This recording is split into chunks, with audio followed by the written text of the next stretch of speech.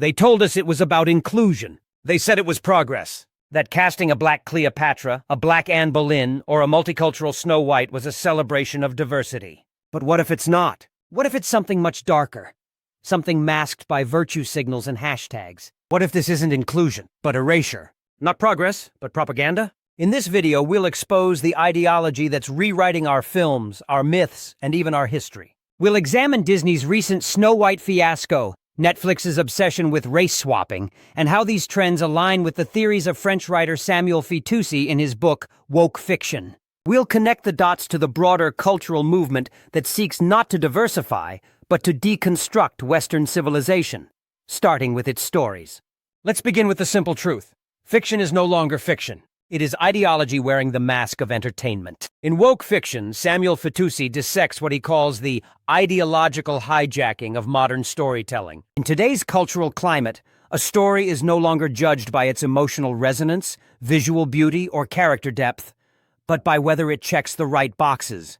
Does it sufficiently highlight systemic oppression? Does it correct historical imbalances? Does it promote the right identities? For Fitoussi, this shift marks the death of art.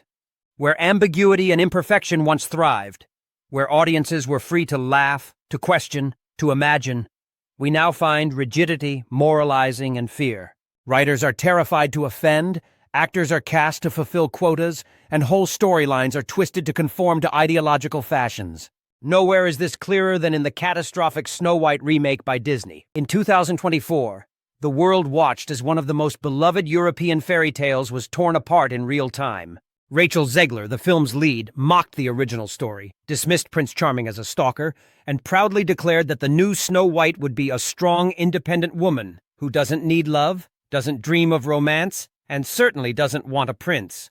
The traditional dwarves were replaced with a diverse group of magical beings, and the original narrative was sacrificed in favor of an anti-patriarchal morality tale. Audiences rejected it brutally. The film scored an abysmal 1.6 out of 10 on IMDb, and trailers were downvoted into oblivion. What Disney billed as inclusive was seen by many as smug, empty, and condescending. This isn't about disliking diversity. It's about recognizing when diversity is being used, not to enrich a story, but to overwrite it.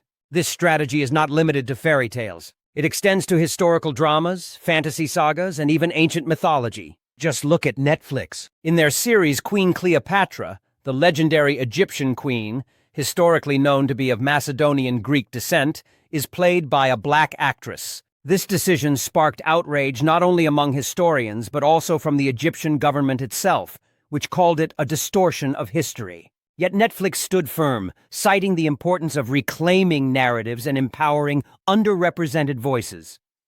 But what precisely is being reclaimed, and from whom? A controversial Queen Anne Boleyn in a three-part series took this even further. In Anne Boleyn, the famously white English queen, mother of Elizabeth I, was played by a black actress. Presented not as fantasy or satire, but as historical drama. The intention could not be clearer. It is not about giving space to unheard voices, but about deliberately decentering European historical identity. These decisions are not random. They form part of a broader ideological trend identified by thinkers like Douglas Murray in The War on the West and Eric Kaufman in White Shift. These authors argue that the West, especially its white, Christian, and European roots, is being subjected to a sustained campaign of cultural delegitimization.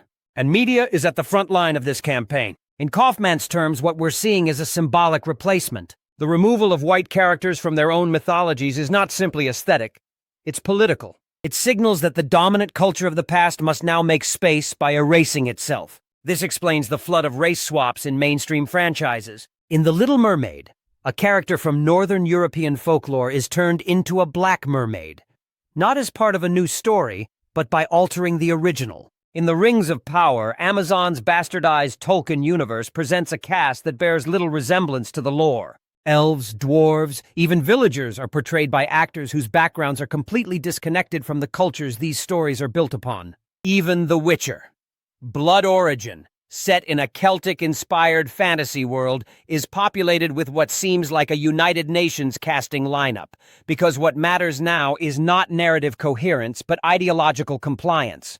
Again, we must ask, why is this only done to European stories? No one dares cast a white woman as an African queen. No one would tolerate a blonde samurai in a historical Japanese drama. Because non-Western cultures are respected, their stories protected, their symbols left intact. Only in Europe, only in the West is history malleable. Only Western stories are rewritten. Only Western myths are treated as open property, ripe for deconstruction. And behind all of this lies a simple assumption that European culture is guilty. Guilty of colonialism, slavery, racism, sins which must now be expiated by dilution, erasure, and humiliation. This is the cultural logic of white guilt, and it operates not just in politics or academia, but in casting decisions and screenwriting rooms. Fitoussy's central claim is not that we should resist diversity. On the contrary, he argues for a return to real diversity, one that respects different traditions instead of homogenizing them into the bland moralism of woke fiction.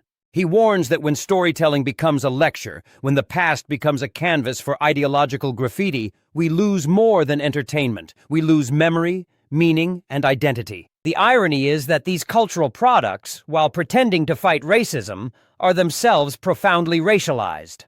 They reduce characters to skin color. They tokenize. They flatten complexity into simplistic categories. They turn stories into sermons and turn heroes into political symbols. And what has been the result? Failure. The audience is not stupid. People feel when they're being lectured. They sense when a film is not a labor of love, but a propaganda vehicle. They recognize when a queen, a mermaid, or an elf has been transformed, not to serve the story, but to serve a political agenda. The backlash is growing. People want to be moved, not managed. They want stories, not sermons. They want heroes, not hashtags. In the end, the question is not whether Ariel is black or Snow White is Colombian. The real question is, who gets to tell the story of Europe?